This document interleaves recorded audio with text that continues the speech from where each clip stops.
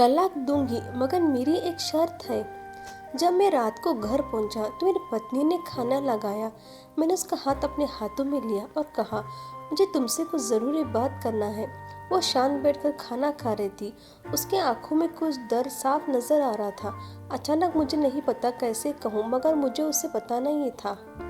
मैंने बड़ी शांति से कहा, मुझे तलाक चाहिए। लगा जैसे मेरे शब्दों से उसे कुछ फर्क नहीं पड़ा, बल्कि उसने मुझसे पूछा, क्यों तलाक चाहिए। मैंने उसके सवाल को अनसुना किया तो उसे गुस्सा आ गया। उसने चमचा उठाकर फेंक दिया और जोर से चिल्लाई, तुम इंसान नहीं हो।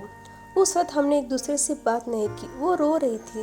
मुझे पता था कि वो जानना चाहती थी कि आखिर ऐसा क्या हुआ जो हमारा रिश्ता टूटने के कगार पर आ गया। पर मेरे लिए उसके सवालों का जवाब दे पाना नामुमकिन था। मैं अब किसी और से, काजल नाम था उसका, प्यार करने लगा हूँ। अब मुझे उससे प्यार नहीं रहा। मैंने उसे उसके बरसों के प्यार की सज़ा दी थी। मेरे मन से मैंने तलाक के पेपर तैयार किए। उसमें लिखा था कि वह पूरा घर, कार और कंपनी के 40% शेयर ले सकती है इस तलाक के बदले में। लेकिन उसने उन पेपर्स को देखा और उनके टुकड़े टुकड़े कर दिए। वो औरत जिससे मेरे साथ जीवन के 12 साल बिताए थे, वो आज मेरे लिए अनजान हो चुकी थी। मुझे इन 12 सालों का जो उसने मेरे लिए बर्बाद किए, मगर मैं क्या करूं? जो हो चुका उसे मैं बदल तो नहीं सकता, क्योंकि मैं किसी और से अपनी पत्नी से भी ज़्यादा प्यार करने लगा था। आखिरकार उसके सब्र का बांध टूट गया और वह फूट फूट कर मेरे सामने रोने लगी। मेरे लिए उसका रोना एक तरह से उसकी रिहाई की तरह था। तलाक की यह बात जो कई दिनों से मुझे परेशान कर रही थी, अब बिल्कुल साफ हो चुकी थी। अगले दिन मैं घर काफ़ी लेट आया। मैंने देखा कि वो टेबल पर बैठकर कुछ लिख रही थी। मैंने शाम का खाना नहीं खाया था, लेकिन फिर भी मैं सीधे ऊपर जाकर अपने कमरे में सो गया, क्योंकि पूरा दिन काजल के साथ रहने और कई जगह घूमने के बाद मैं थक गया था।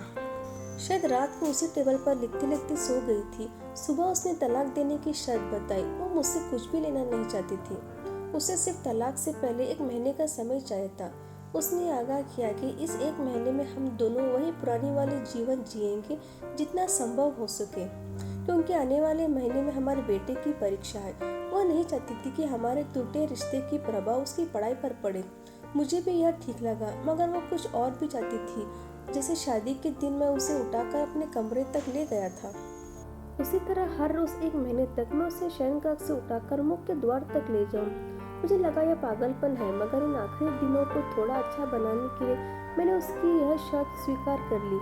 मैंने काजल को अपनी पत्नी की शर्त बताई। वो हंसने लगी। उसे लगा मेरी पत्नी कितने भी तरीके अपना ले, तलाक होना तो तय है। मेरी पत्नी और मैं किसी से भी इस दौरान नहीं मिले थे, लेकिन उस दिन जब मैं उसे पहली बार उठाकर गेट तक लेकर गया तो हम दोनों काफी अजीब महसूस कर रहे थे। पीछे से हमारा बेटा भी खिल खिल कर खुश हो रहा था। अगले दिन यह काम थोड़ा सामान्य और आसान हो गया। वह मेरे सीने से लगी थी और मैं उसकी खुशबू महसूस कर रहा था। ऐसा लगा जैसे कई दिनों बाद मुझे एक खुशबू मिल रही थी, या फिर कई दिनों से मैंने उसके होने का महसूस नहीं किया था। फिर जितना उसमें वो कसाव नहीं था, और चेहरे पर कुछ हल्की झुर्रियां नजर आ रही थी और बाल भी सफेद होने लगे थे। यह वही औरत थी जिसने अपने जीवन के 12 साल मुझे समर्पित किए थे। चौथे दिन जब मैंने उसे उठाया तो वह पुराना रोमांस लौटने लगी थी। 5वें और 8वें दिन वो पुराना प्यार फिर से जागने लगा। मैंने काजल को इस बारे में कुछ भी नहीं बताया था। अब उसे उठाना और भी आसान हो गया था। शायद हर रोज का यह सब करने का मैं आदी हो गया था। एक दिन वो अपनी पसंद की साड़ी निकाल रही थी, लेकिन कुछ खास नहीं ढूंढ पाई। उसने सांस भरते हुए कहा कि उसके सारे कपड़े बड़े पड़ने लगे हैं। तब मुझे पता चला कि वो काफ़ी दुबली हो गई है और इसलिए मैं उसे आसानी से उठा पा रहा था। मेरे दिल को एक झटका सा लगा। उसने अपने दिल में काफ़ी सारा दर्द छुपा रखा था। पता नहीं कैसे मैं आगे बढ़ा और उसके सिर को छू कर देखा। अचानक हमारा बेटा आया और बोला कि पापा, ये तो मम्मा को उठाकर बाहर ले जाने का समय हो गया है। उसके लिए अपने पापा द्वारा मम्मा को इस तरह उठाकर ले जाते हुए देखना जीवन का हिस्सा बन गया था। मेरे बीवी ने हमारे बच्चे को बुलाया और जोर से उसे गले लगा लिया। मैंने अपने चेहरे दूसरी तरफ कर लिया। मुझे लगा कहीं मैं अपने निर्णय न बदल लूं। मैंने अपनी पत्नी को रोज की तरह उठाया और बेडरूम से सिटिंग रूम होते हुए हॉल तक लाया। उसने प्यार से अपने दोनों हाथ मेरे गर्दन के आसपास रख दिए। मैंने उसे जोर से पकड़ रखा था, बिल्कुल हमारी सुहागरात की तरह, मगर उसका इतना कम वजन मुझे परेशान कर रहा था। महीने के आखिरी दिन जब मैंने उसे उठाया तो मेरे लिए एक कदम भी चल पाना मुश्किल हो रहा था। हमारा बेटा स्कूल जा चुका था। मैं अपनी कार से ऑफिस गया और कार से कूद कर बाहर आ गया बिना कार को लॉक किए। मुझे डर था कि अब एक पल की भी देरी मेरा इरादा बदल देगी। मैं ऊपर गया। काजल ने दरवाज़ा खोला और मैंने उससे कहा, सॉरी काजल, अब मैं अपनी पत्नी से तलाक नहीं लेना चाहता।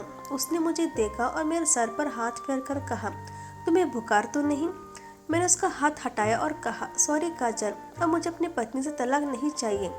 हमारी शादीशुदा जिंदगी शायद हम दोनों के ध्यान न देने की वजह से बोरिंग हो गई थी, लेकिन इसका मतलब यह कतई नहीं कि हम एक दूसरे से प्यार नहीं करते।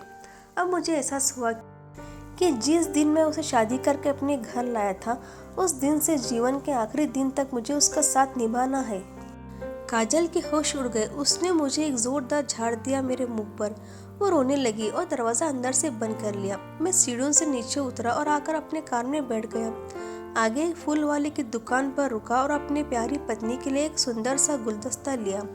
दुकानदार ने पूछा कि इस पर क्या लिखना है। मैंने मुस्कुराते हुए कहा कि मैं तुम्हें जीवन के आखिरी दिन तक यूं ही उठाते रहूंगा, मेरे आधार गिनी।